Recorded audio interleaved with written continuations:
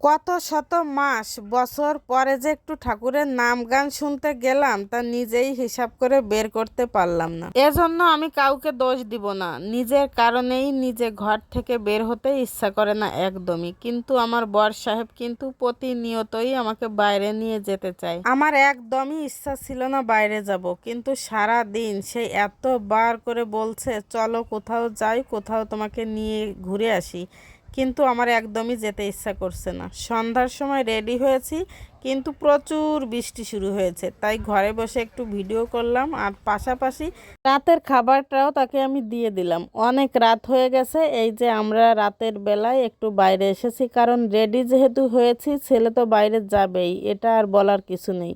Hello everyone, শুরু করছি একটা নতুন ভিডিও। আশা করি ভিডিওটি সবার অনেক বেশি ভালো লাগবে। যদি ভালো লাগে তাহলে অবশ্যই একটা লাইক কমেন্ট শেয়ার দিয়ে পাশে থাকবেন।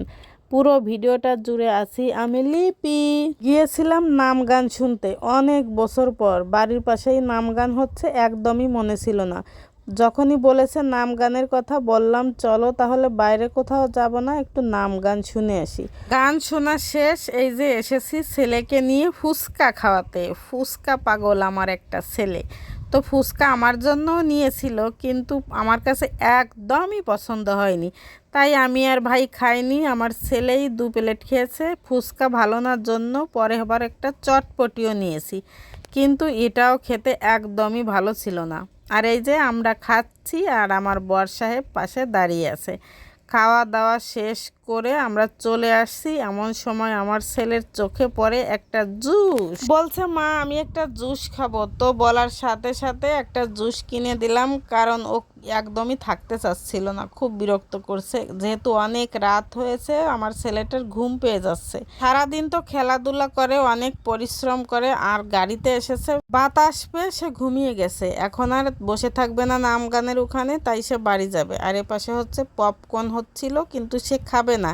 বের হয়ে আসার সময় দেখি মিষ্টি আমার দিকে তাকিয়ে আছে, কিন্তু আমি খাইনি। আমার বাবা আর মা বাড়িতে আছে, তাই তাদের জন্য কয়েক পিস রসগোল্লা নিয়ে নিলাম। হাঁটছি হাঁটছি আর কত লোকজন, কি সুন্দর পরিবেশ। জায়গাটা হচ্ছে আমাদের বাড়ির কাছেই জয়ডিহি নামক স্থানে। এইখানে হচ্ছে প্রতি বছর নাম হয়, কিন্তু আমি এখনো যাইনি। এটা ছিল আমার প্রথম জয়ডিহি নাম গান শুনতে যাওয়া।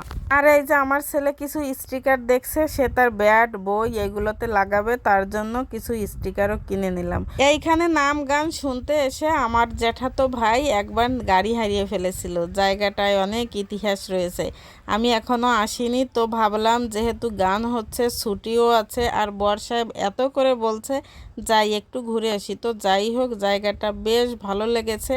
আর সবচেয়ে বেশি ভালো লেগেছে এই যে গাড়ি নিয়ে কোনো টেনশন নেই, গাড়ি এখানে রাখা হয়েছে, একটা স্লিপ দিয়েছে, আসার সময় গাড়িটা নিয়ে আমরা বের হয়ে আসলাম। তো সবাইকে ধন্যবাদ। ভিডিওটা কেমন লাগলো অবশ্যই জানাবেন। Tata, bye bye.